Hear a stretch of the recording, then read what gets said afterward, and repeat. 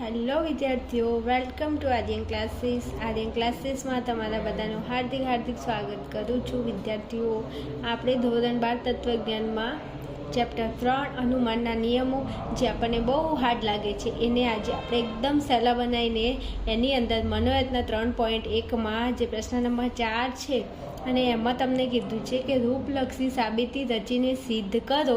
એના 40 દાખલા આપેલા છે. તો એમાંથી આપણે આજે દાખલા નંબર 11 જોઈશું.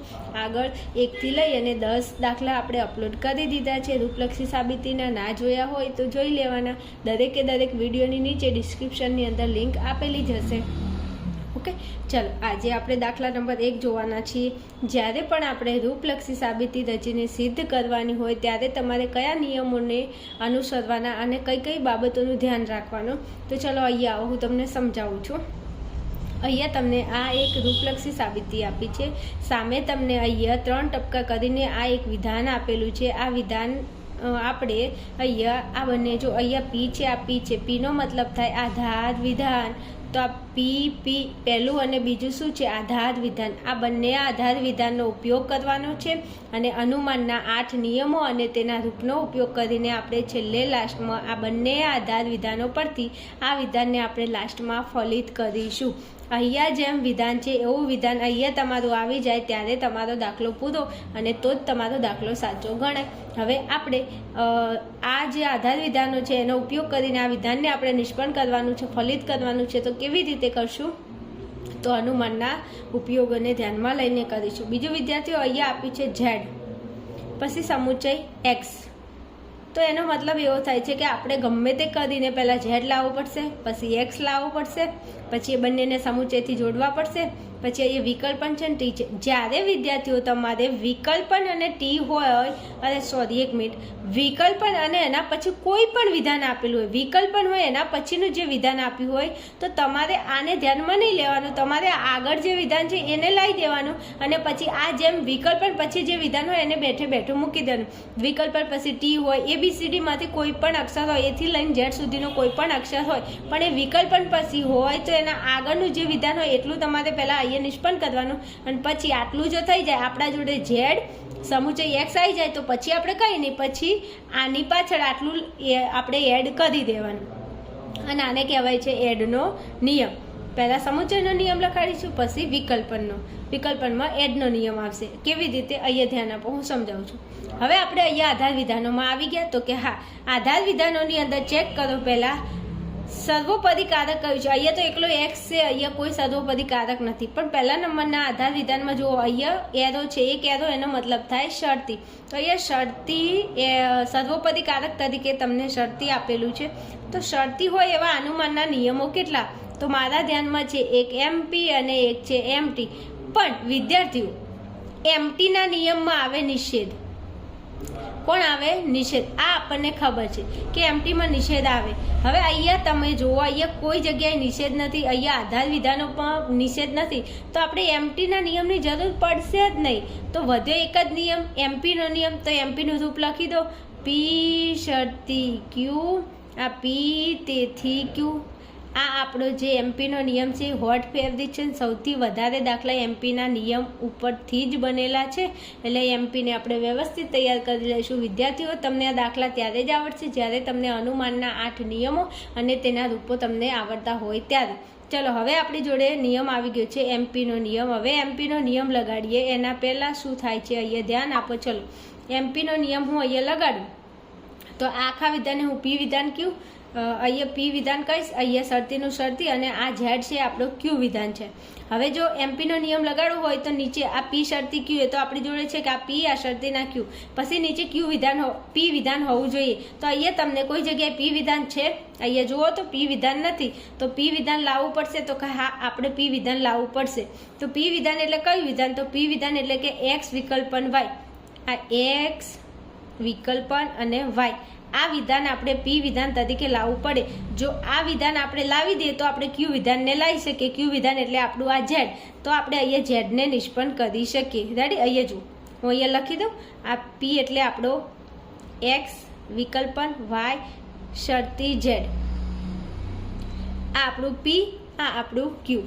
એક મિનિટ, દેખાતું નથી. અહીંયા લખું છું, થોડું ધ્યાન આપો. અહીંયા દેખાય છે? હા, એક મિનિટ જોજો. આ એક્સ, આ વિકલ્પન અને આ વાય, શરતી આ ઝેડ. હવે જો એમપીનો નિયમ લગાડવો હોય તો આ એક્સ, વિકલ્પન અને વાય આ વિધાન અહીંયા હોવું જોઈએ, તો આપણે આ વિધાનને આપણે નિષ્પન્ન કરી શકીએ. કેવી રીતે? તો કે એમપીના રૂપ પ્રમાણે પી શરતી ક્યુ, પી તેથી ક્યુ. આ પી એટલે આપણું એક્સ વિકલ્પન વાય, ક્યુ એટલે ઝેડ.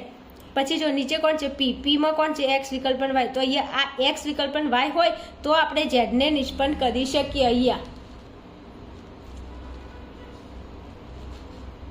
ચાલો જુઓ, આ એક્સ વિકલ્પન વાય શરતી ઝેડ, એક્સ વિકલ્પન વાય હોય તો આપણે ઝેડને ફલિત કરી શકીએ. તો આપણે કયું વિધાનની જરૂર છે? તો કે આપણે એક્સ વિકલ્પન વાયની જરૂર છે. જો એક્સ વિકલ્પન વાય આવી જાય તો આપણે ઝેડને આસાનીથી આપણે એમપીના નિયમ પ્રમાણે આપણે અહીંયા ફલિત કરી શકીએ ઝેડ વિધાનને. પણ એના પહેલાં આપણે એક્સ વિકલ્પન વાય લાવવાનું છે.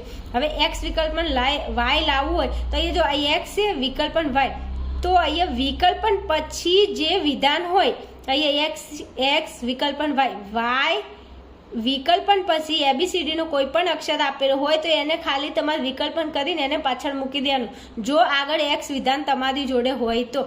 હવે અહીંયા આપણે બીજા નંબરના આધાર વિધાનમાં એક્સ આપેલો છે જો, તો આપણે ત્રીજા નંબરમાં ખાલી માત્ર શું કરીશું? તો કે એક્સ તો છે જ, આ એક્સ જે છે એ તો આપણી જોડે છે, આ રહ્યો એક્સ. પણ એની અંદર તમારે શું કરવાનું છે? તો કે વિકલ્પન કરીને પછી જે વિધાન હોય એને એડ કરવાનું છે. કેમ કે આ વિકલ્પન એટલે આપણો અનુમાનનો કયો નિયમ? તો વિકલ્પન એટલે અનુમાનનો એડનો નિયમ, અને આ એડના નિયમનું રૂપ થાય છે પી. તેથી પી વિકલ્પન ક્યુ. આપણી જોડે પી હશે, વિકલ્પનનું વિકલ્પને હશે, પણ ક્યુ વિધાન તમને જે આપ્યું હોય એ તમારે મૂકી દેવાનું. તો અહીંયા જો એક્સ છે તો કે હા, પછી વિકલ્પન છે તો કે હા, અને અહીંયા વાય વિધાન છે એ આપણો ક્યુ વિધાન છે, તો એને તમે અહીંયા બેઠું લખી દેશો આ એડના નિયમ પ્રમાણે. હવે તમે આ એક્સ વિકલ્પન વાય તમે આ વિધાન નિષ્પન્ન કર્યું, પણ તમે આ વિધાન કેવી રીતે નિષ્પન્ન કર્યું? તો કે અમે બીજા નંબરના આધાર વિધાનનો ઉપયોગ કર્યો છે, અને અનુમાનના 8 નિયમોમાંથી અમે એડનો નિયમ ઉપયોગ કરીને અમે આ વિધાનને લાવ્યા છીએ, એક્સ વિકલ્પનને વાય. ઓકે, હવે આ એક્સ વિકલ્પન વાય આવી ગયું જેની આપણે જરૂર હતી. અહીંયા હતી કે નહીં? જુઓ, એક્સ વિકલ્પન વાય શરતી ઝેડ. હવે એક્સ વિકલ્પન વાય આવી ગયું તો આપણે એમપીના નિયમ પ્રમાણે આપણે ઝેડ વિધાનને નિષ્પન્ન કરી શકીએ. આપ જો અહીંયા પી શરતી ક્યુ, પી તેથી ક્યુ. પી વિધાનમાં આપણે કયું વિધાન લાવવાનું હતું? તો કે એક્સ વિકલ્પન વાય એ આપણું પી વિધાન છે, અને આ પી વિધાન આવી ગયું તો આપણે ક્યુ વિધાનમાં કોણ છે? ઝેડ. તો ઝેડને નિષ્પન્ન કરી શકીએ અહીંયા. તો ચોથા નંબરમાં આપણે લખીશું અહીંયા આ આપણું પી છે, જો આ પી, આ આપણું ક્યુ. હવે અનુમાનનો નિયમ શું કહે છે એમપીનો? તો કે પી શરતી ક્યુ હોય તો પછી પી આવે, તો આ પી આપણી જોડે આવી ગયો એક્સ વિકલ્પન વાય. હા, હવે કયું વિધાન નીચે આવે? તેથીમાં ક્યુ વિધાન. તો ક્યુમાં કોણ છે? ઝેડ. તો અહીંયા ઝેડ આવી શકે? તો કે હા, ડેફિનેટલી મૂકી દો ઝેડ. હવે ઝેડ તો આપણે નિષ્પન્ન કરી દીધું ઝેડ વિધાનને, પણ અનુમાનના કયા નિયમ અને કયા આધાર વિધાન પરથી? તો આ 1 નંબરનું આધાર વિધાન અને આ ત્રીજા નંબરના આધાર વિધાન પરથી. તમે નિયમ કયો લગાડ્યો? તો કે અમે અનુમાનનો એમપીનો નિયમ અહીંયા લગાડ્યો, તો લખી દો એમપી. થઈ ગયું. આપણે કોની જરૂર હતી? ઝેડની, તો આવી ગયો. આપણે કોની જરૂર હતી? એક્સની, તો એક્સ તો આપેલો જ હતો. હવે ઝેડ આવી ગયો છે, એક્સ આવી ગયો છે, એ બંનેને તમારે શેનાથી જોડવાનું છે? તો કે સમુચયથી. તો જોડી દો. તો 5મા નંબરે લખો. બીજું, અહીંયા તમને જેમ આપ્યું હોય, પહેલાં ઝેડ આપ્યું તો ઝેડ લેવાનું, એક્સ આપ્યું, જે વિધાન તમને પહેલું આપ્યું હોય એ વિધાન તમારે પહેલું લેવાનું. એવું નહીં કરવાનું કહીએ એક્સ બીજા નંબરના આધાર વિધાનમાં છે એટલે 2 પહેલાં આવે 2 લેવાનું અને 4 પછી આવે 4, એમ નહીં. અહીંયા તમને જે વિધાન ફલિત કરવાનું કીધું છે ને એમાં જે વિધાન પહેલું આપ્યું હોય એ વિધાન પહેલું લો, બીજું આપ્યું હોય બીજું લો. આપણે અહીંયા ઝેડ આપેલું છે તો આપણે ઝેડ પહેલાં લઈશું, પછી સમુચય કીધું છે તો આપણે સમુચય લઈશું, એક્સ લીધો છે તો આપણે એક્સ લઈશું. અને આ કયા અનુમાનના નિયમના આધારે આપણે અહીંયા આ બંને વિધાનોને સમુચયથી જોડ્યા? તો કે કંજનો નિયમ છે, એનું રૂપ છે પી ક્યુ. તેથી પી સમુચયને ક્યુ. પી એટલે આપણો ઝેડ, ક્યુ એટલે આપણું એક્સ. હવે પી એટલે ઝેડ તો લખો ઝેડ. અહીંયા જો છેલ્લે નિષ્પન્ન થયેલું વિધાન પી સમુચય ક્યુ. પી એટલે આપણો ઝેડ તો લખી દીધો, ક્યુ એટલે આપણો એક્સ તો સમુચય મૂકો અને આપણો એક્સ થઈ ગયું. પી સમુચય એક્સ, ઝેડ સમુચય એક્સ, પી ક્યુ. તેથી પી સમુચય ક્યુ આ કંજનું રૂપ છે, તો ઝેડ એક્સ તેથી ઝેડ સમુચય એક્સ. એ નિયમ લાગુ પડે છે કંજનો. બીજું, આ ઝેડ ક્યાં છે? ચોથા નંબરે તો લખો 4. એક્સ કયા આધાર વિધાનમાં? બીજા નંબરમાં લખો 2. નિયમ આપણે અનુમાનનો કયો ઉપયોગ કર્યો? તો કે કંજનો નિયમ લખી દીધો, 4 2 કંજ. ઓકે, આટલું થઈ ગયું? હા, થઈ ગયું.